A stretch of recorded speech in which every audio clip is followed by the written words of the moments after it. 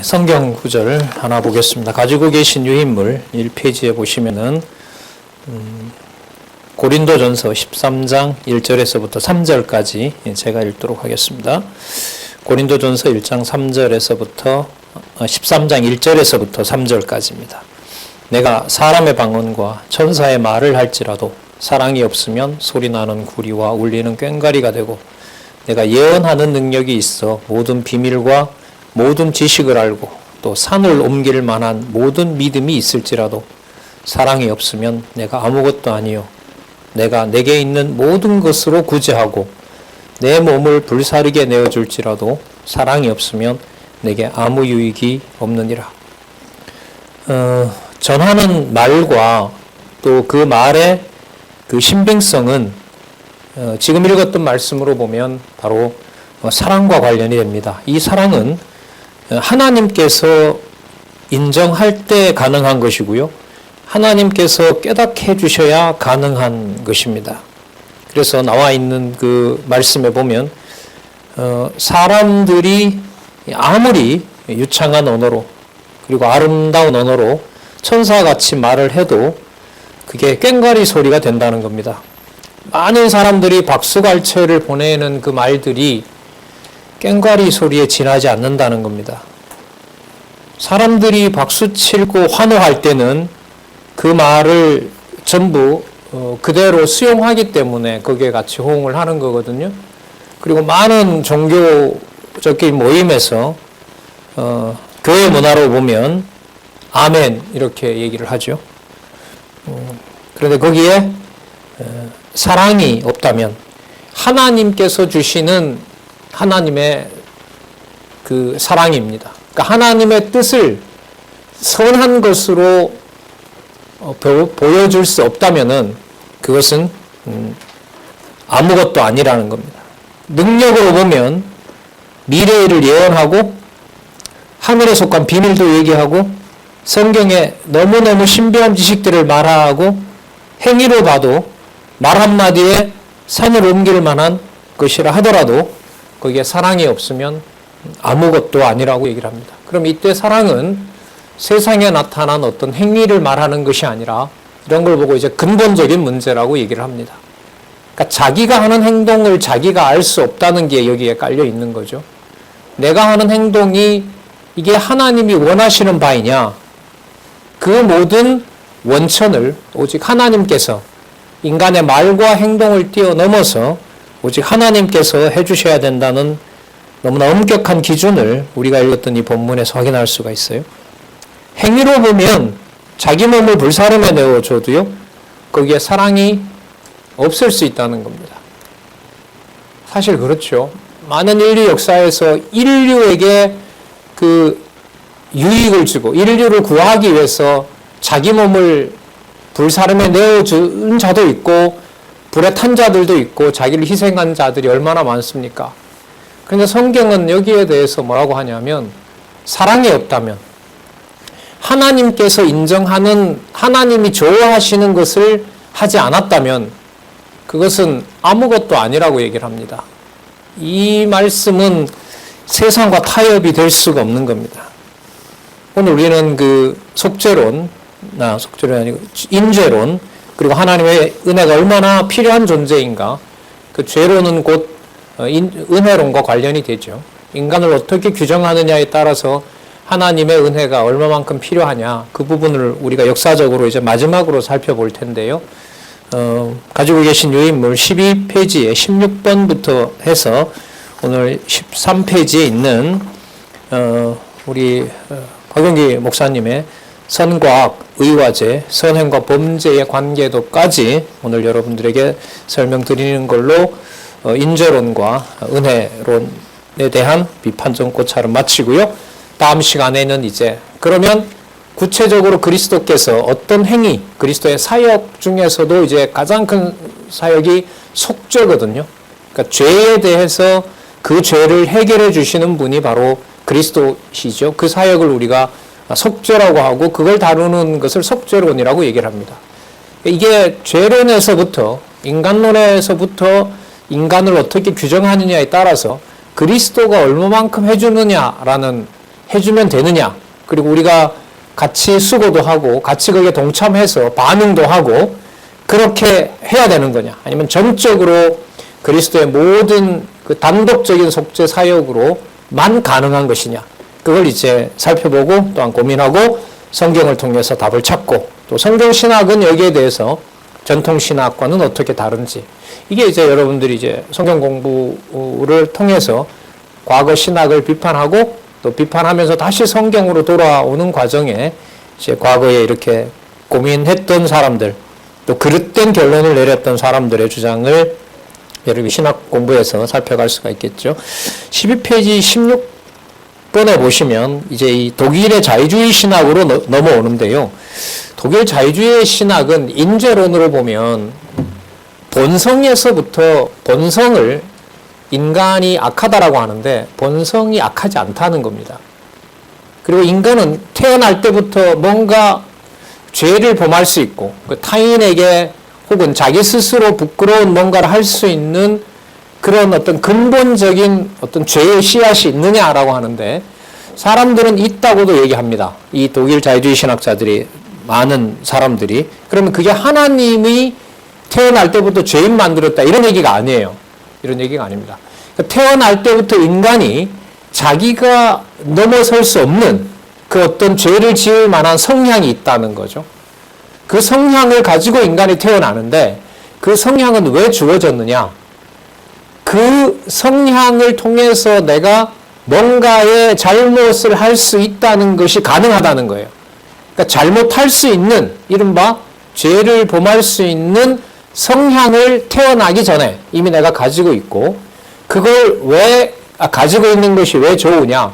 그걸 통해서 나쁜 것이 무엇인지를 인식하고 그 도덕적인 양심을 개발하고 완성해 가기 위해서 뭐가 필요하냐면 인간은 부족한 면, 또 부족하다기보다 악으로 흐를 수 있는 성향을 인간이 가지고 태어났다. 하지만 성향을 가지고 있지만 그 본래 인간의 양심과 의식 상태가 기독교에서 말하는 근본적인 근본 악이다 아니다? 악은 아니다. 근본 악을 없애버리는 겁니다. 태어날 때부터 죄인이라는 것은 따라서 이제 서구 지성사 문화에서 교회 문화에서는 거의 통하지 않습니다. 글쎄요, 기도를 요즘은 못 들어봤는데 서양 사람들이 어떻게 기도를 하는지 뭐 유튜브나 이런 걸로 보면요, 죄인을 우리에서 구원해 주시고 이거 보다가 축복의 하나님 이렇게 기도를 많이 해요. 그러니까 전체적인 흐름에서 죄 문제를 현대 신학은 얘기하기를 싫어하고 하지 않습니다. 이론적으로 보면 오늘 나옵니다마는 이게 지금 슐라이어 마크가 1768년에서부터 1834년이니까요. 200년 전쯤이라고 보면 되죠. 이때 목사이기도 하고 신학자이기도 한 바로 이 사람에 의해서 이 자유주의 신학의 아버지라고 불리는 사람이죠. 지난 시간에 살펴봤던 철학자 칸트의 이론을 받아들이는데 칸트는 하나님이 이 세상에 세우려고 했던 것은 하늘나라가 아니라 도덕 왕국이다. 킹덤 오브 헤븐이 아니라 킹덤 오브 모랄이다. 도덕 왕국이다. 예수는 그러면 누구냐? 우리보다 뛰어난 도덕을 완성한 자다. 그 인격을 우리가 따라가면 된다. 그래서 서구 기독교는 이 도덕적인 예수로 그야말로 변질을 시켰고요. 이게 유럽은 참 재밌게도 그 예수를 도덕화 시켰는데 유럽인들은 지금도 또 유럽에 전쟁이 일어났습니다마는 1차, 2차 세계대전이 지나면서 유럽인 수천만 명을 죽이는 일이 벌어졌죠. 단일 민족 독일 이제 게르만족에 의해서 히틀러 정권에 의해서 유태인을 600만 죽이는 또 그 속에는 한국인도 있더라고요. 보니까 거기 어떤 방식으로 어떻게 된지는 모르겠는데 한국인도 있고 뭐 폴란드인도 있고 동남아 사람들도 있고 제가 본 기억이 나는데 어쨌든 대부분은 유대인들을 그렇게 학살하면서 사람들에게 예수의 인격을 닮아갈 수 있는 성품이 근본적으로 있느냐라는 데 대한 회의가 생긴 거죠. 그래서 2차 세계대전이 지나서는 인간이 가지고 있는 도덕적 의식이라고 하는 것을 불신하기 시작합니다. 그런데 여전히 이 남겨놓는 것은 뭐냐 하면 도덕적 의식이, 도덕적 양심이 우리에게 근본이 아니라 인간의 욕구를 이제까지 통제했던 게 문제다. 그 욕구를 자꾸 통제하니까 그 통제의 반발 심리로서 타인에 대한 그 피해나 타인에 대한 어떤 그 증오심이나 이게 그 폭발하기 때문에 이 의식을 어떻게 관리해 주느냐에 따라서 바로 이 세상의 악은 극복될 수 있고 사회는 안정될 수가 있다. 그러니까 이런 부분들을 법제화하고 요즘 우리나라에도 이제 지금 뭐 국회에 가 있습니다만은 개인 1인 보호법까지 지금 다 만들어 놓잖아요. 그 보호법이 통과되면 지나가던 사람 보고 예를 들면 어디 다니지 말고 예수 믿으세요. 교회 나오셔야 됩니다. 안 그러면 지옥 갑니다라는 게 기분 나쁘면은 가서 고발해도 되는 이제 철저히 개인의 어떤 개인의 의식과 개인의 감정까지 보호해주는 지금 그 방향으로 가는 거죠. 이 배경에는 오늘 우리가 잠시 살펴볼 바로 슐라야 마흐와 같은 이런 자유주의 신학자들이 토대를 놓으면서 인간의 감각적인 욕구를 어떻게 하는 겁니까? 그거 죄 아니다. 그 부분을 오히려 잘 관리하는 것이 자기 인격을 더 완성해 갈 수 있는 그 바탕이 된다. 자, 이렇게 이제 시작이 되는 겁니다. 그러니까 이쯤 오면 교회에서 말하는, 성경에서 말하는 죄 가운데 잉태했고 죄 가운데 났다는 것은 절대로 용납할 수 없는 명제가 되는 겁니다. 하지만 여러분, 성경신학의 토대는 성경신학을 정리하고 성경의 그 자체 논리로 정리한, 여러분 아시는 그 우리 성경신학의 저자인 장안유관교회 박용규 원로 목사님, 그 성경신학에 보면 성경신학의 출발은 죄인의 눈이다라고 명시가 되어 있습니다. 이 죄인의 눈은 우리가 아까 성경 본문에서 읽어봤지만 하나님께서 사랑을 주지 않으면은, 하나님의 자비성이 함께하지 않으면은 죄인의 눈은 가질 수가 없는 겁니다. 그래서 죄인의 눈은 목소리를 높여서 죄인의 눈을 가져야 됩니다라는 그런 톤으로 전달할 수 있는 게 아닙니다. 어떻게 보면 이 서구 사람들에 의해서, 서구 신학자들에 의해서 더 드러난 건 인간 의식에서부터 자기가 어떤 행동을 하건 안 하건 간에 인간 전체가 이른바 지식, 의지, 감정, 그 모든 것들이 창조주가 지어놓은 것이 맞다면, 그 사람들 말대로 창조주가 지어놓은 것이 맞다면 어느 것 하나라도 그게 죄라고 할 만한 것은 있다 없다? 없다. 상대적인 어떤 선과 악이 있다 하더라도 그것을 서로 그 반면 교사로 삼아서 부족한 면들을 발전시키고, 근데 이제까지는 서구가 과학 지식으로 어떤 이론을 통해서 모든 걸 해결한다고 했는데 감정을 관리를 잘못했다는 거죠. 서구의 지식이 강하더라도, 지식이 아프리카 사람들이, 아시아 사람들이 못 미치더라도 인간의 자기 기본적인 욕구는 아프리카 사람과 서구인과 뭐 예를 들면 차이가 있겠어요, 없겠어요? 전혀 없는 거죠. 그 부분을 해방시켜 놓는 겁니다. 그 부분을 자유롭게 만들므로 해서 이제 여러분들 지금 시대인 거죠. 여기에 이제 신학 이론이 나중에 이제 성령론, 교회론에 가서 다루겠습니다만은 개인의 의식 속의 자기 체험을 바로 종교로 정의하게 되죠. 그 절대자에 대한 감정, 절대자를 의지하고자 하는 감정이 바로 종교의 씨앗이다. 그럼 그건 흑인이든 백인이든 그 다음에 황인종이든 아시아계든 차이가 있을까요? 없을까요? 없는 겁니다. 그러니까 우리 성경신학 저자이신 분, 우리 원로께서 얼마 전에 한 10년 넘었나요? 아프리카에 가서 가보니까 이제 자기가 자기 머리에 손을 얹고 내가 성령 받았다고 하면서 내가 이제부터 목회자다라고 하는 그런 기현상도 일어나는 겁니다. 그러니까 자기의 흥분된 감정이 뭐하고 다르지 않다? 초대교회에 오순절 성령이 임한 것하고 다르지 않다는 거죠. 그래서 한국교회도 오순절 그 운동으로 사람들이 성경을 뒷전으로 밀어버리고 자기 체험에 이제 극단적으로 치우쳐적도 있죠. 그것도 이제 신학적으로 어떤 설득력이 없고 현재에서도 그런 체험하고 그 체험 속에서 도덕적으로 잘 살 수 있고, 그렇게 되면 몸도 건강하고 물질도 축복받는다는 것은 한계가 있고, 그건 더 이상 신학적으로 설득력 있게 주장할 수 없게 되었죠. 물론 현재 교회에서는, 현장 교회에서는 여전히 이걸 가지고 목회를 합니다. 안타까운 현실인 거죠. 이게 근본적으로 들어가면 이미 서양에서 200년 전에, 미국 같으면 150년 전에 이미 다 우려먹었던 건데, 이게 무지하다 보니까, 성경을 배우지 않다 보니까 아직도 거기에 이제 휘둘리는 사람들이 많죠. 사람이 건강하고 잘 먹고 잘 산다는데 그 말에 혹하지 않을 사람이 어디 있겠습니까? 하지만 그건 성경에 있는 여호와 하나님을 아는 문제와는 근본적으로 다릅니다. 자, 어떤 말을 했는지 한번 볼게요. 16번에 보면 신학적 죄론, 현대 신학적 죄론은 자유신학의 아버지인 슐라이어 마커라는 사람이 이제 주장을 하게 됩니다. 자, 두 번째 줄에 보면 죄란 감각적 필연성의 산물이며 영혼이 육체와 결합하면 발생한다. 여기서 감각이 들어오죠. 죄는 감정의 왜곡인 거지 어떤 걸 위법하기 때문에 생긴 게 아니다. 그러니까 이런 거죠. 어떤 하고 싶은 그 욕구가 있는데 그 욕구가 육체적인 어떤 하고 싶은 여러분 욕망과 육체가 마음대로 다 말을 들어요? 안 들어요? 안 듣죠. 자, 거기에서 내가 뭔가를 하고 싶은데 인간이 유한하다 보니까 그걸 실현할 수가 없어요. 그 사이에서 뭔가를 해결하지 못하고 그걸 극복하지 못했는 데서 생기는 게 바로 뭐냐 하면 죄라는 거예요. 그러니까 죄는 욕구불만이라는 거죠. 자기의 욕구를 실현할 수 없을 때 가장 중요한 것은 종교적으로 보면 하나님이 돼야 되는데 인간이 하나님이 될 수가 없는 거죠.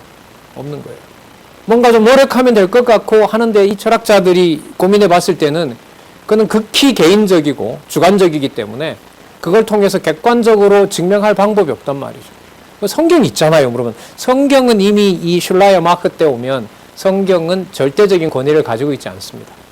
그래서 이 슐라이어 마커가 종교는 절대자가 있는 쪽으로 마음이 끌리는 것이 바로 종교의 기원이지 그게 꼭 기독교의 여기 이제 반대말이 나오는데 계시 종교가 아니라는 겁니다. 계시 종교라는 말은 하나님께서 은혜를 주셔야 하나님을 알잖아요.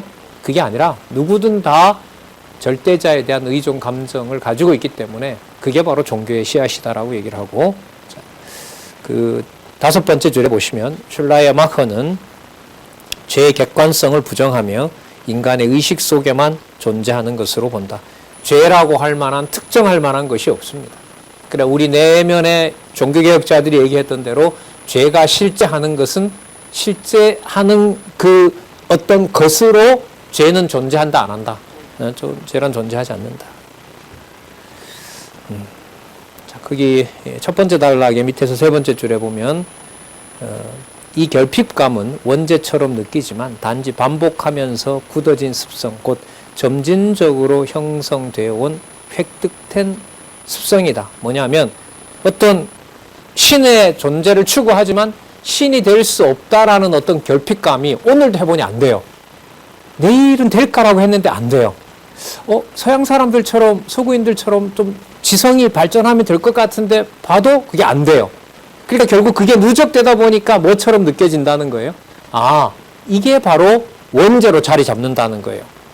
하다 할 수 없다라는 것이 점점 할 수 없어라는 게 한계가 드러나다 보니까 그게 경험적으로 누적돼서 마치 죄의 실제가 있는 것처럼 보인다는 거예요. 그러니까 그건 뭐가 쌓아놓은 자기 굴레다? 결핍감이 뭔가 신이 되고자 하고 성인이 되고자 하는 그런 것들이 결핍됨으로 해서 생겨난 것이 바로 죄이고 그 죄의 근본은 따라서 존재하지 않는다. 그래도 이 슐라이어 마커까지는요, 이 사람은 그 인간의 도덕적 양심에 의한 왕국을 이 땅에 세우자고 했던 바로 그 칸트의 도덕법을 연관을 그래도 시켜서 얘기를 하는데, 그 다음에 이제 율리우스 뮬러라는 사람을 들어놨는데요. 그 세 번째 줄에 한번 보시면은요, 두 번째 단락, 죄를 도덕법에 불순종한 의지의 자유로운 행위로 규정합니다. 근데 제가 볼 때는 이미 감정까지 죄라고 할 만한 것이 없다고 한 상황인데, 뮬러 같은 경우에는 칸트의 그 양심을 받아들이죠. 그 양심의 호소에서 양심에 손을 얹고 생각하면 선이 뭐고 악이 뭔지는 알 수 있는 것 같아. 이걸 이제 이 율리우스 뮬러라는 이제 뭐 철학자이기도 하고 신학자이기도 한데, 이 사람은 태생 전부터 그런 악이 인간에게 있다고 얘기를 하는 겁니다. 그럼 이게 왜 태생 전부터 있어야 되느냐? 세상에 태어나서 양심이라는 것을 깨닫게 되려면 뭐가 있어야 돼요? 비양심적인 게 뭔가 느껴져야 돼요. 그러면 아기가 태어나서 뭐라고 하는데 엄마가 그런 걸 하는데 자꾸 야단친단 말이에요. 그러면 이 본능적으로, 감정적으로 그 어떤 상처를 받으면서 저거는 나쁜 거구나라는 게 있을 수 있을 거 아니에요. 그러니까 뭐가 있어야 되냐면 내가 내 의식을 도덕적인 어떤 완성으로 끌어가기 위해서 도덕적인 완전성으로 가기 위해서 도덕적으로 완전하지 않다는 거, 저러면 안 된다라고 하는 게 있어야 된다는 거죠. 그러니까 내가 선한 자가 되기 위해서는 여러분, 내가 선한 자가 되면은 동시에 뭐도 다 드러날까요? 그렇죠. 내가 선한 자라는 말은 동시에 뭘 말해야 돼요? 누가 악한지를 말해야 되는 거예요. 그러니까 참 교묘하게 이용을 하는 거죠.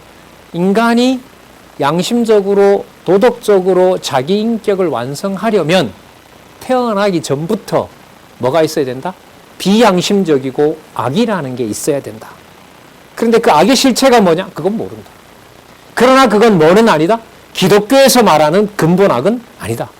기독교에서 말하는 그런 실제적인 어떤 죄덩어리로 그 안에 있다? 이건 아니다라는 거예요.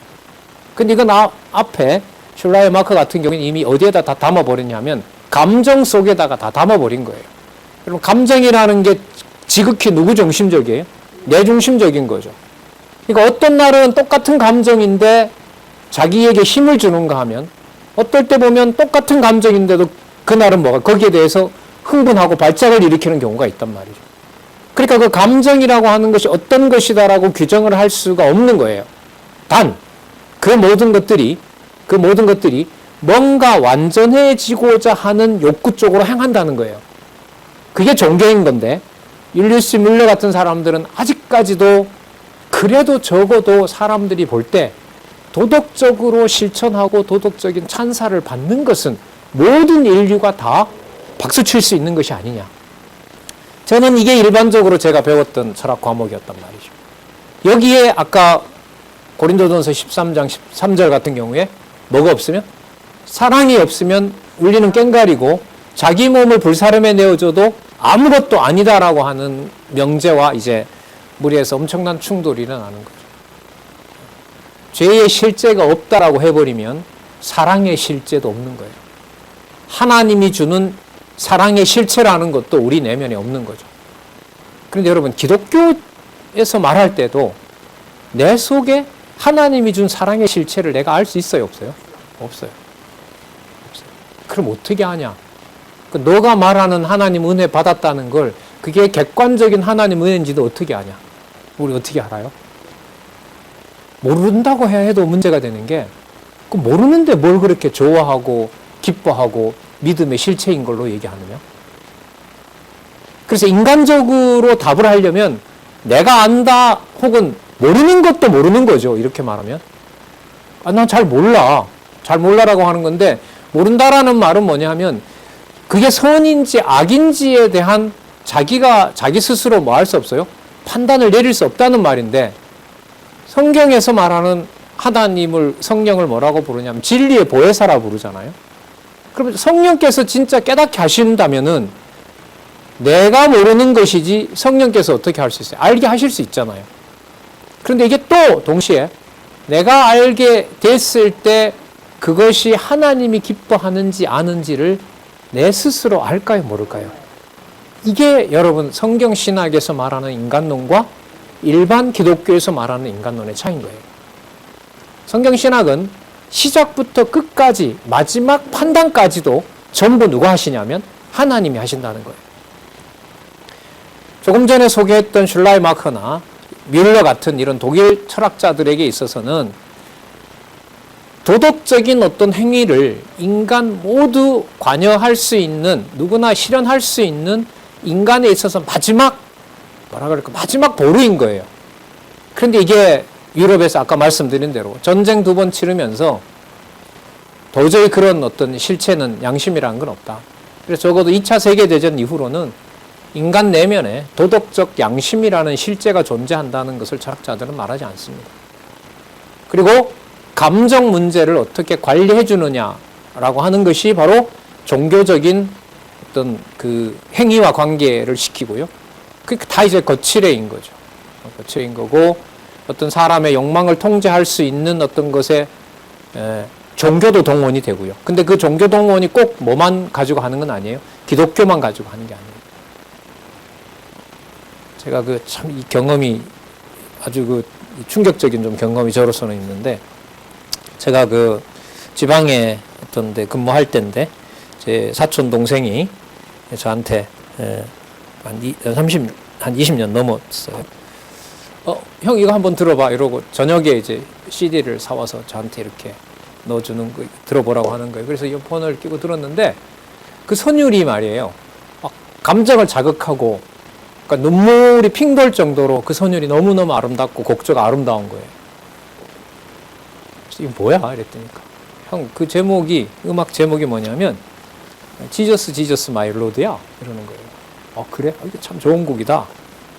근데 며칠 후에 알아보니까 그 사람의 그 음악이라고 하는 것은 기독교가 경계하고 있는 음악이었던 거죠.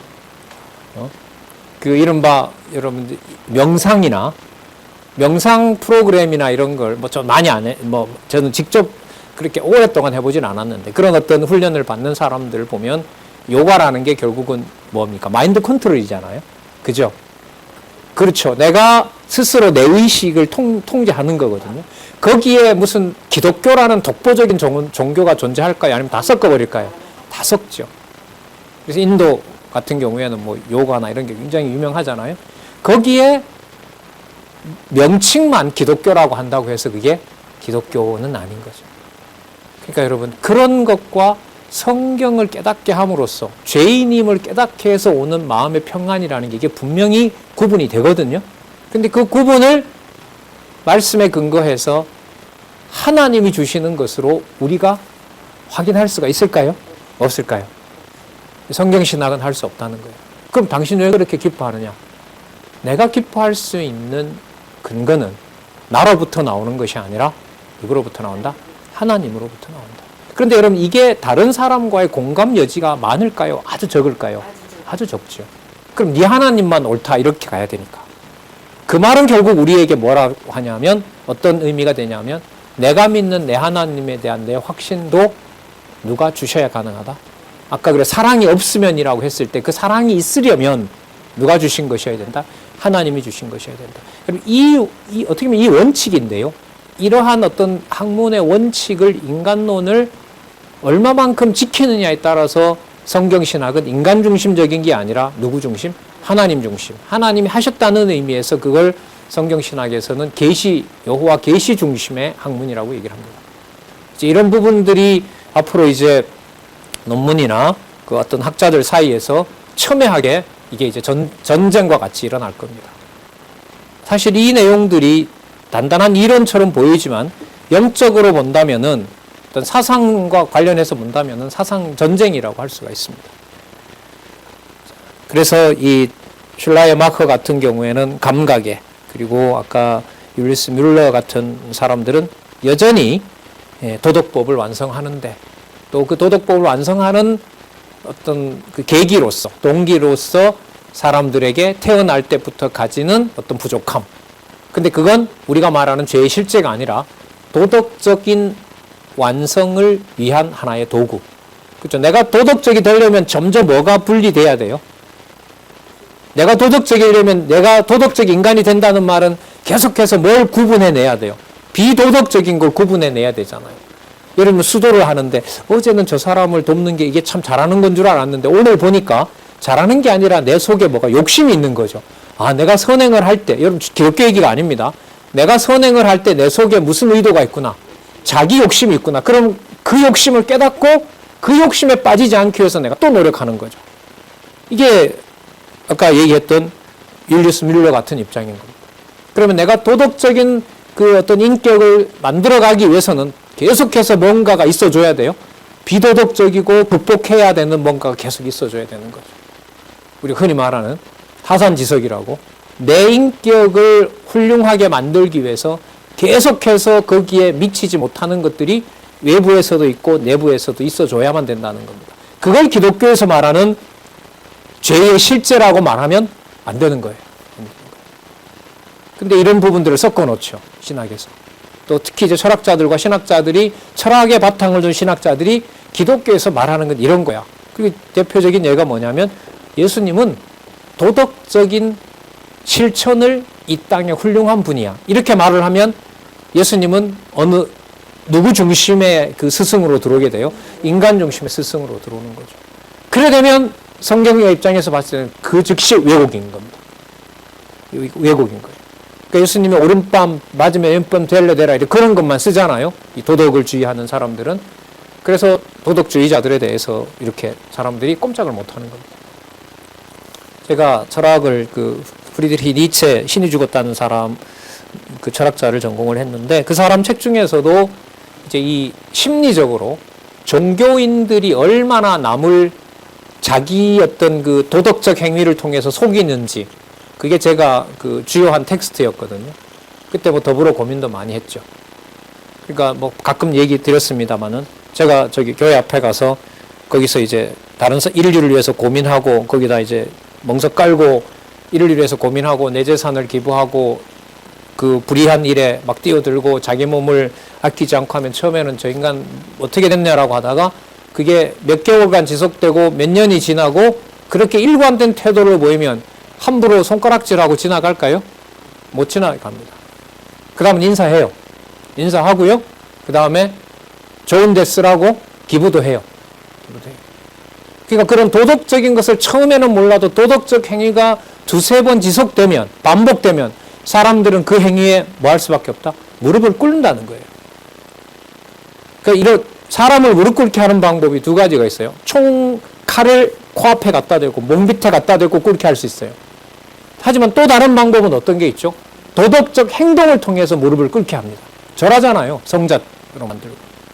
그걸 신랄하게 파헤친 제가 그게 제 주요 텍스트 중에 한 권이었는데 이때 고민을 많이 했죠. 그리고 아까 읽었던 고린도전서 13장 3절을 읽을수록 그때마다 이제 충격이었던 거죠. 이걸 누가 해? 못하죠. 못해. 어떻게 알아? 모르죠. 마지막은 그럼 심판이 있다는데 심판은 누가 하지? 답은 나오죠. 그러니까 예수께서 양과 염소로 심판하시는 거구나. 그럼 뭐지 나는? 뭘 해야 된다는 거야? 이런 게 이제 혼돈에 쌓이는 겁니다. 그런 고민들을 지금 지난 시간에 소개했던 칸트나 슐라이어, 마크나 주로 독일 철학자들이에요. 독일 신학자들이고 그 사람들은 인간이 합리적으로 설명할 수 있는 틀 속에서 설명을 하게 되죠. 왜? 성경 권위는 없어졌으니까. 하지만 아까 말씀드린 대로 인간이 인간에 대한 폭압과 학살, 홀로코스트 그 일을 겪으면서 유럽은 지식을 많이 가지고 있다 해서 그 지식을 추구해서 인간의 인격이 발전한다. 그건 다 포기한 겁니다. 그래서 제가 그 철학 분야에 그 논문 썼던 부분에서 결론은 뭐냐면 권력이 지배하지 않는, 그러니까 타인을 지배하지 않는 지식은 이 세상에 존재하지 않는다. 순수한 진리란 이 세상에 존재하지 않는다. 그게 그 철학자의 결론이었습니다. 그러니까 지식은 반드시 그 앞에 뭐가 붙느냐? 타인을 지배하려는 권력이 붙어요. 내가 어떤 사람에게 저 사람에게 진짜 도움되는 정보를 주잖아요? 그럼 그 사람은 나한테 종속될까요? 안 될까요? 되죠. 그게 바로 권력 지식론이라는 거예요. 그러니까 아까 여기를 보시면 아시겠지만은 아까 우리 성경 본문 봤잖아요. 자기 몸을 불사름에 내어줘도 사랑이 없다라는 말은 누구 중심이라는 거죠, 그게? 자기 중심이라는, 그리스도가 없다는 얘기 아니에요. 하나님이 없다는 거죠. 그러면 누구 사람으로 만들려는 거죠? 그게 바로 권력 지식론이라는 거예요. 자극을 많이 받았죠. 거기에 이제 답은 있는 건 아니니까. 그러고 나니 이제 저는 성경신학의 서론에 그야말로 첫 장, 그 첫 부분에 나오잖아요. 목자 진하고 서론에 나오는 성경 개론에 여러분 다 아시는 것처럼 무슨 눈? 죄인의 눈. 그게 이제 더 확실하게 들어오더라고요. 자, 그게 지금 이 성경 중심의 그 인간론이 무너지는 과정을 우리가 보고 있다고 보면 됩니다. 17번에는 그 알브레히트 리출이라는 사람인데, 이 사람은 독일 신학자 중에 이제 현대 신학자인데요. 여기 보시면 나오지만은, 인간의 도덕적 이상을 실현하는 데 있어서, 죄라고 하는 것은, 실체가 있는 것이 아니라, 자기가 얼마나 그 책임감을 느끼느냐, 이런 거죠. 그러니까 예를 들면 여러분, 남을 그냥 단순히 도와주는 것하고요, 남을 도와주는 걸 삶의 목표로 정한 사람하고요, 나는 남을 도와주기 위해서 역사적 사명을 가지고 태어났다고 하는 사람이 똑같이 남을 돕는다 해서 같을까요, 다를까요? 다르죠. 어떤 사람은 거기에 뭐예요? 목숨 걸어요. 아까 성경처럼 자기 몸을 어디에 내줘요? 불사름에 내어줄 수 있는 거죠. 자, 지금 이 리출 얘기가 뭐냐 하면은, 한번 볼게요. 17번에 하나, 둘, 셋, 넷, 다섯 번째 줄에 보시면, 인간의 종교적 의식은 이상을 아는 지식이 늘어갈수록, 이때 이상을 이 사람은 신학자니까 하나님 나라라 그래요. 나온 김에 하나님 나라 논의를 그 신학에서 복음주의, 개혁파 신학이 먼저 한 게 아니고요, 자유주의 신학자들, 사회적으로 기독교를 확산시키려고 하는 사람들이 먼저 시작했어요. 그 중에 아주 그 이론의 토대를 놓은 사람 중에 한 사람이 바로 이 리출이라는 신학자입니다. 자, 볼게요. 이상을 아는 지식이 늘어갈수록 인간이 자기 자신에게 죄책으로 전가하는 죄의식도 늘어간다. 여러분, 죄책이 뭐냐면 죄에 대한 책임감인 거예요. 자, 보세요. 내가 역사적 사명을 가지고 태어났어요. 내가 인류에게 혹은 이웃에게 봉사하기 위한 사명을 가지고 내가 태어났고 그걸 내가 자각하면서 삽니다. 그러면 그런 행동을 오늘 10가지를 했는데, 하나 내가 힘이 없어서, 내가 여건이 안 돼서 그 한 사람에게 마저 내가 도덕적 행위를 실천 못했어요. 자기가 그걸 사명으로 알고 있는 사람은 그날에 그 내가 못했던 것에 대한 책임감이 강할까요, 적을까요? 강하죠. 잠이 안 오죠. 잠이 안 오죠. 그럼 여러분, 이 의식 속에는 뭐냐면, 도덕을 말하는 것 자체가 자기를 완전한 인간으로 만들려는 게 숨어 있는 거죠. 그럼 여러분, 죄책이라는 게 뭐냐면 죄에 대한 책임감이거든요. 너 책임감이 있어야지 이렇게 말하는 것은 그 행동한 것에 대해서 네가 반성해야 된다는 거잖아요. 그러니까 내가 도덕적 실천을 해야 되는 것이 내 어떤 사명인데, 그게 내가 꼭 해야 되는 일인데, 그것을 더 강화시키는 것이 뭐냐면 그때그때마다 부족하게 드러나는 바로 죄라는 거예요. 그럼 이건 뭘 위한 죄인 거죠? 내 인격을 뭐 하기 위한, 더 완벽하게 만들기 위한 게 되는 겁니다. 그런데 이게 기독교에서도 이게 그냥 무작위로 통하는 게 뭐냐면, 집사님 이번에는 잘 안 되지만 기도하고 실천하면 돼요. 이 말 많이 해요, 적게 해요. 일반적으로. 목사님 잘 못했어요. 여기 잘 안 되더라고요. 직장도 바쁘고 하고. 형제님 기도하시고요.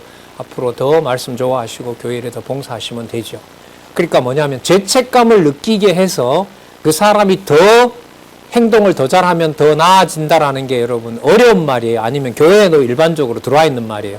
일반적으로 들어와 있는 거죠. 그러니까 이게 성경을 부정하고 하나님의 예정과 하나님의 은혜를 부정한다 해도, 이 말을 액면 그대로 따다가 사용을 해도 교회에서는 아무런 무리가 없다는 거예요.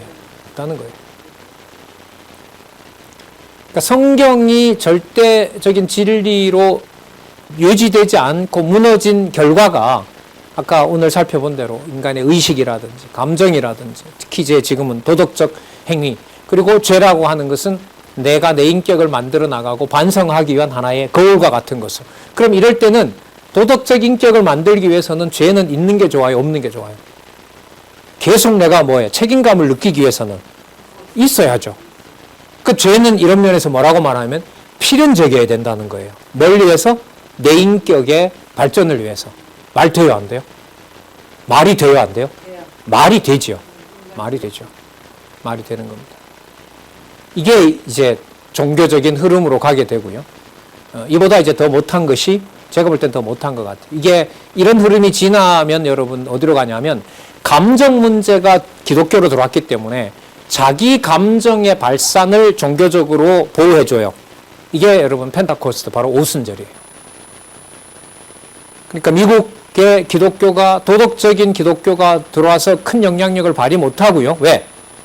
흑인과 백인 갈등이 생기면 누가 절대적으로 유리하고 누가 불리합니까? 백인이 유리하고 흑인이 불리하잖아요. 그 사이에서 흑인들에게 뭔가를 해주려고 노예 해방, 링컨에 의해서 됐는데 지금까지도 그 문제가 해결이 될까요? 안 될까요? 안 되는 겁니다. 그러면 도덕적 인격을 백인들이 도덕적 인격을 발전시켜야 된다고 백인 신학자들이 미국에서 말을 하면 그게 흑인들에게 먹힐까요? 안 먹힐까요? 안 먹히죠. 안 먹혀요. 그럼 이 공통된 걸 어디서 찾아야 돼요? 흑인들은 흑인들대로 자기네들이 가지고 있는 어떤 아프리카적 성향이 충만한 것이 뭐가 돼주면 돼요? 기독교가 돼주면 좋죠. 그게 뭐냐 하면 펜타코스트 바로 오순절 운동입니다. 그 성경도 어떤 한 수단이 되는 거고 성경의 권위를 찾아내거나 이런 데 관심이 없는 거죠. 자, 그런데 여러분 이게 급기야 이제 어디로 가냐 하면 그 부분 좀 더 읽어볼까요? 172 밑에서부터 17번에 하나, 둘, 셋, 넷, 다섯 번째. 그런데 이 죄의식과 함께 인간은 아버지로서의 하나님의 사랑에 관한 계시라는 복음에 의해 죄책을 극복할 수 있다. 자, 그러면 여기서 아버지라는 하나님, 하나님 번역어여서 좀 이렇게 좀 어색해요. 하나님 아버지의 사랑을 깨달았다는 게 내 인격이 완성이 돼야 돼요. 그럼 내 인격이 완성될 때 여기 보면 나오잖아요. 죄책을 극복하면 돼요. 죄책을 극복한다는 말은 어제 잘못했던 걸 오늘 내가 뭐 하면 돼요? 고쳐 나가면 돼요. 그러면 그게 내 의식 속에 있는 내가 믿는 내 머릿속에서 내가 믿도록 정해놓은 내가 세팅해놓은 하나님 아버지에 대한 사랑이 나한테 뭐 된 거예요? 체화되고 드러난 거예요. 뭘 하면? 죄책을 느끼고 다른 사람한테 사랑을 실천하면. 이거 대부분의 사람들이 거부할 수 있을까요? 없을까요? 없죠. 누구 좋고 누구 좋은 거니까. 아니죠. 내 좋고 이웃 좋으니까. 나는 인격이 발전해서 좋고 인격이 발전한 것의 혜택을 저 사람에게 돌아가니까 그 사람은 친절해서 좋고. 그럼 이 내용이 그러면 이렇게 말하면 그러면 성경신학은 사람에 대한 윤리적인 책임을 안 진다는 거냐? 아니다. 책임을 안 진다는 것이 아니라 죄책을 지기 때문에 죄책을 지려고 그래서 하나님이 좋아해야 내가 믿는 하나님 아버지가 날 뭔가를 해야 내가 하나님 자녀가 된다는 것은 성경적으로 잘못됐다는 걸 말하는 거다. 다른 타인에게 구제하고 타인에게 사랑을 베푼다는 거 성경신학이 부정하는 건 아니죠. 주체가 누가 된다는 거죠? 하나님이 된다는 것이죠. 그럼 여러분 아까 우리 읽었던요. 고린도전서 13장 내용이 맞아요. 자기 몸을 불사름에 내어주고 천사처럼 말을 해도 누가 없으면 뭐가 없으면 하나님의 사랑 아가페라 그러죠. 하나님의 사랑 아가페가 없다면은 아무것도 아닌 거죠. 나타난 행동으로 보면 기독교인이 한 거나 인류애를 추구하는 사람이 한 거나 차이가 있어요? 없어요? 없어요. 하지만 보편적으로 사람들이 받아들이는 인간들에 대한 그 도덕적 행위에 대해서 사람들은 거부하기가 쉽다 어렵다? 어려워요. 그래서 우리 말씀운동 40년 역사에도 사람과 사람 관계에서 생기는 상처 때문에 말씀이 이런 거냐라고 떠난 사람들이 굉장히 많습니다. 글쎄요, 이쯤에서 나도 좀 돌아보고 그분들에게도 내가 반성을 내가 하고 이게 말 안 해도 이게 몰려와요, 이미. 왜? 왜냐하면요, 이 사람들 얘기가 설득력 있는 게 왜냐하면 내가 그렇게 몹쓸 얘기했던 내가 나를 봐도 부끄럽거든. 왜 부끄러울까요? 머릿속에 무슨 생각이기 때문에 그래요? 나는 이런 자는 아닌데. 이런 자는 아닌데. 그때 그렇게 말하지 말았어야 되는데. 그 말은 내 스스로 도덕적 인격을 내가 조금만 조심하면 뭐 할 수 있다? 그렇죠. 그 전제가 있는 거죠. 그러니까 누구 능력을 전제하는 거죠. 그렇죠. 그래서 내가 부끄러운 거 아니에요. 여러분 이게 통할까요? 사람들한테? 일반 이 도덕적 실천을 하면서 반성하면서 살아가는 사람들한테? 언어폭력이죠. 그 사람들 볼 때는. 지 할 짓 다 해놓고 누구 갖다 넣는 거예요. 그런데 진짜로 이 성경신학의 고민이 인간적으로 여기 있는 거죠. 그렇게 말을 한다고 해서 그게 하나님께서 신앙을 키워주고 양육시키는 증거는 아닐 수도 있다는 겁니다. 자, 여러분 18번 같은 경우에는요, 아까 여러분 감정까지 이제 열어놨기 때문에 거기다가 여러분 과학 이론이 인간 존재를 어디서부터 설명하냐면 그 물질로부터 그 뭐라 그러죠? 물질이 이렇게 만들어져서 또 다른 물질을 만들고 원숭이가 진화해서 뭐 한다는 진화론이 있죠. 진화론이 들어옴으로 해서 하나님이 말씀하시는 인간의 죄인이라고 하는 그 내용은 점점 그 자리를 찾아낼 수가 없어요. 진화론까지 들어온 상황에서는 진화론은 여러분 그거 아니에요? 모든 것들이 미흡한 단계에서 발전하면 고도의 성장을 하게 된다. 조금씩 성장해 간다는 거잖아요. 거기는 욕구가 바탕이 될까요? 안 될까요? 되죠. 이성만 갖고 되는 게 아니거든요. 그러니까 뭐가 들어올 여지가 훨씬 많아요. 감정이 들어올 여지가 훨씬 많은 거죠. 그러니까 여러분, 인간을 동물적 본능에 의해서 자손을 낳는 걸 설명할 수도 있죠. 진화론은 그래 얘기해요. 종족 번식 본능이라는 거. 근데 그 종족 번식 본능이 아까 도덕도 배우고 사회적 습관도 배우고 인류가 왜 이 인류의 그 다음 세대를 낳아야 되고 또 그들이 어떻게 문명과 물질 문명을 발전해 나가는지가 한 해 겪고 두 해 겪고 점점 발달할수록 인류는 고등 진화를 해서 인류는 다른 동물과 차별화된다라는 이론이 나오는 거죠. 그런데 그 이론의 바탕은 짐승하고 본래 다르기 때문이라고 얘기한 게 아니죠. 같은데 뭐 한 거죠? 진화를 좀 더 고등동물로 진화해 온 거죠. 뭘 쓰니까? 머리를 쓰니까. 그러니까 뇌가 다른 동물보다가 몇 배가 더 크다 이렇게 물질적으로 얘기를 하는 거죠. 그래서 이제 돌고래처럼 돌고래가 사람 크기하고 비슷하다면서요. 그런 얘기지 이제 막 오고 가는 거.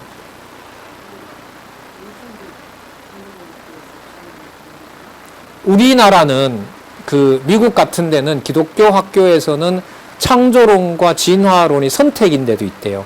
국가적인 교과서는 없대요. 근데 우리나라 같은 경우에는 진화론과 창조론이 과거에 비하면은 약화됐죠. 왜냐하면 진화론을 넣으면 뭐도 넣어야 되니까. 창조론을 넣어야 돼. 이런 문제 때문에 과거처럼 막 그 진화론을 암기해서 막 쓰고 하는 그런 문화는 과거에 비해서 좀 약화되었답니다. 하지만 일반화되어 있는 것은 뭡니까? 진화론인 거죠. 4,300억 년 전부터 이렇게 해서 빅뱅에 의해서 우주까지 사람까지 이렇게 설명을 해가고 있는 거죠. 그러니까 이게 좀 고민이에요. 이런 인간론이 이제 과학 진화론이 갖다 붙으면은 진화론을 반박하는 책은 뭐 너무너무 많고요. 일단 대전쟁이거든요. 지금 시대에는. 이걸 신학적으로 수용하는 사람도 있고 수용하지 않는 사람도 있고. 수용한다는 말은 뭐냐면 어떤 환경에 떨어져서 그 환경에 여러분 계속 그 적응하다 보면 뭐가 됩니까? 그렇죠. 사람의 어떤 습관화 되잖아요. 그런 모든 걸 다 포괄해서 창조주 하나님을 설명해야 되는 게 지금 창조과학자들의 고민이죠. 그러니까 설명하는 방식은 누구 방식하고 같냐 하면 진화론자들하고 진화론이 해놓은 것하고 유사하거든요. 그런데 그 순간에 뭘 틀어서 아니야 이건 창조야라고 얘기하는 게 쉬울까요? 어려울까요? 어려운 거죠. 어려운 거. 근데 그런 부분들을 정리해서 우리 과거에 우리 함께 했을 때 그때 우리 연구원 중에 자연과학 하는 분이 있었는데 그때 이제 유익한 강의를 드렸죠. 그런 강의들이 이제 좀 더 많이 성경에 바탕을 두고 과학은 어쨌든 객관적 자료니까요. 또 자료를 왜곡하거든요. 진화론자들이 자기 유리할 대로 쓴단 말이죠. 그런 것까지 찾아내는 건 진짜 전문가가 진짜 필요해요. 사실 근본적인 문제 이렇게 인문학적으로 설명을 하지만은요. 자 13페이지 제일 위에 보시면 그는 인류가 진화하면서 윤리적 기준을 강화하는 만큼 죄의 흉악성도 늘어난다고 본다. 그러면 진화하면서 윤리적 기준을 강화하는 만큼 죄의 흉악성도 늘어난다고 보는 이유가 윤리적 기준을 강화하면 윤리적으로 해야 될 것과 하지 말아야 될 게 더 구분이 되니까 뭐가 더 드러나요? 죄가 더 드러나게 된다는 거죠. 그리고 그 죄는 얼마든지 우리가 뭐 할 수 있다? 진화해온 것처럼 극복할 수 있다. 그러나 여러분 교회 문화도 인간이 할 수 있다는 전제로 대부분 얘기를 하잖아요. 그러니까 죄는 문제가 그만큼 중요한 거예요. 죄를 나아라 이런 문제가 아니에요. 성경신학에서 말하는 인간은 죄인의 눈일 때 말씀이 말씀으로 보인다는 것도 단순한 어떤 명제 문제도 아니고요. 그래서 이렇게 다뤄본 겁니다. 자, 마지막 볼게요. 인간 본성과 생활 환경은 인간의 선한 자아 실현을 엄청나게 어려운 일로 만든다고 한다. 본성과 생활 환경이라는 게 내 어떤 의지를 실현해 나가는데 여러분 장애가 많이 되잖아요. 잘하고 싶어도 안 되는 사회 구조가 있고. 그래서 이제 한편으로 어디로 넘어오냐면 인간의 이러한 그 행위를 규제하는, 통제하는 것은 개인들이 가지고 있는 성향보다가 사회적 시스템 때문에 그렇다라는 쪽으로 또 옮겨갑니다. 여러분, 교육 환경이 좋은 데서 태어난 사람은 교육 환경이 좋을까요? 나쁠까요? 좋죠. 여러분, 요람에서부터 무덤까지, 우리 권사님 사회복지 옛날부터 대학에 전공하셨으니까 아시겠지만은, 요람에서부터 무덤까지, 이게 중국에서 나온 영국에서 나온 사회복지 개념 아니에요. 그러니까 태어나면서부터 죽을 때까지 국가가 다 해준다는 거잖아요, 사회적으로. 그런 경우로 봤을 때는 태어나는 환경이 진화를 잘할 수 있는 것은 뭐가 바탕이 돼줘야 돼요, 현상적으로? 사회적 시스템이 바탕이 돼줘야 되는 거죠.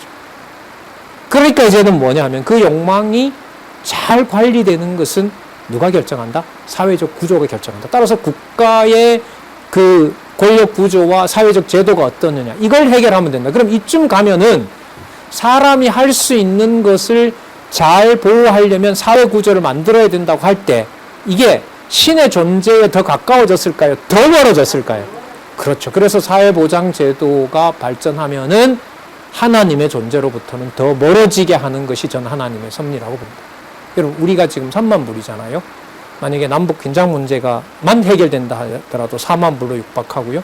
거기에다가 같이 합작을 하고 지금 이 상태로 간다라면 5만이 될지 6만이 될지 감이 안 잡힌다고 하잖아요, 한국 경제가. 왜요?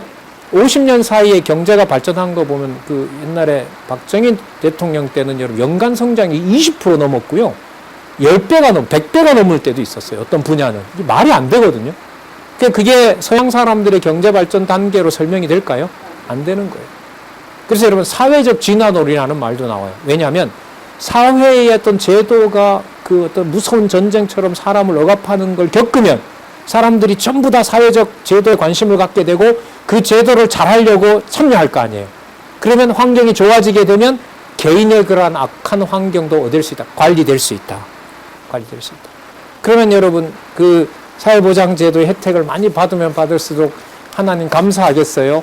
휴전선 무너지고 우리가 2시간 만에 판문점 가서 커피 마시고 평양 가서 냉면 먹고 함흥 가서 함흥 물냉면 먹고 하면은 하나님 더 찾겠어요? 덜 찾겠어요? 이게 고민인 거죠. 이게 고민인 거죠. 그러니까 여러분 분명해졌죠. 사회적 시스템을 통해서 인간의 욕망을 관리하자는 것은 보편적인 사람이 다 인정하는 거예요. 왜? 누구나 다 피해 안 주고 욕망은 추구하고 싶으니까.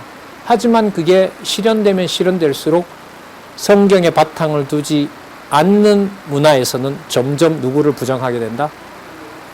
그래서 저는 이제 기대와 우려와 이제 희망이 막 섞여 있는데 성경 신학은 여러분 토대인 성경의 하나님 말씀인데 토대를 놓게 했잖아요. 그것도 창세기부터 계시록까지.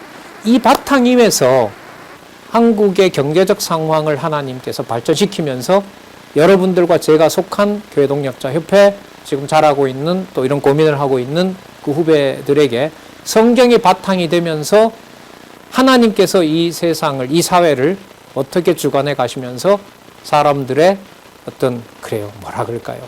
이런 말 참 하기는 뭐합니다만은, 정체도 잘 모르겠습니다만, 더 앞으로 공부해 봐야겠습니다만은, 건전한 기독교 문화, 뭔지는 모르겠지만, 성경의 바탕을 둔 건전한 기독교 문화가 얼마나 창작이 될런지, 그에 저는 궁금합니다. 왜냐하면, 궁금한 이유는 성경을 하나님 말씀으로 확정한 진리가 독일 신학자들에게는 없지만 우리에게는 있기 때문에 이게 이제 어떻게 될지. 다음 시간에는요, 죄송합니다만 이 도표를 같이 가져오시기 바랍니다. 이것 하고요. 다음번에는 교환을 또 새로 올려놓을 테니까요. 이번 교환도 다음에 가져와서 우리 선과악, 의와 죄, 선행과 범죄의 관계도를 보면서 하나님의 은혜가 얼마나 필요한 것인지 하나님의 그리스도의 속죄론 쪽으로 가서 생각을 해보도록 그렇게 하겠습니다. 수고하셨습니다. 하나님 아버지 감사합니다. 인류가 또 인간이 자기의 본성을 알 수 없는데 여러 가지 과학 기술이 조금 발전했다 하여 그것을 가지고 사람을 파악하고 자기 자신을 알아보고 알아본다 그러고 사회적인 어떤 구조나 사회적인 체제를 보면서 인간들의 욕망이 통제된다고 얘기를 합니다. 모든 것이 성경의 바탕을 두지 않으면 또 하나님을 알 수 없으면 모든 얘기들이 꽹과리 소리가 된다는 것, 허공을 치는 소리가 된다는 것을 이 시간 다시 한번 서구의 신학자들을 통해서 살펴봤습니다. 간절히 원하옵나이다. 진리의 말씀 성경 더욱 사랑하게 하여 주시고 그 진리의 토대를 둔 성경의 바탕을 둔 아름다운 문화 그리고 지식이 발전할 수 있도록 하나님을 알아가는 지식이 더욱 풍성해질 수 있도록 하나님의 사랑을 구합니다. 예수님의 이름으로 기도드렸습니다. 아멘.